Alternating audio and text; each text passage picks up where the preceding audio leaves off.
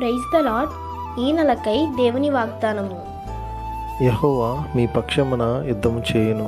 నిర్గమాకాండము 14 దేవుడు ఈ యొక్క నూతన మాసంలో ప్రవేశిస్తున్న మనకు దేవుడిస్తున్న వాగ్దానము. ఆయనే మన పక్షా నుండి యుద్ధం చేస్తానని ఆయన మనకి వాగ్దానం చేస్తున్నారు. ఈ యొక్క ఆత్మీయ పోరాటంలో మనం ఎదుర్కొంటున్న ఇబ్బందులు, కష్టాలు, నష్టాలు, శ్రమలను చూసి మనము కృంగిపోతున్నామేమో. అటువంటి వారిగా మనం ఉండకూడదు. ఎందుకనగా దేవుడు ఈరోజు మనకిస్తున్న వాగ్దానము, ఆయనే మన పక్షాన నుండి యుద్ధం చేస్తానని సెలవిస్తున్నారు.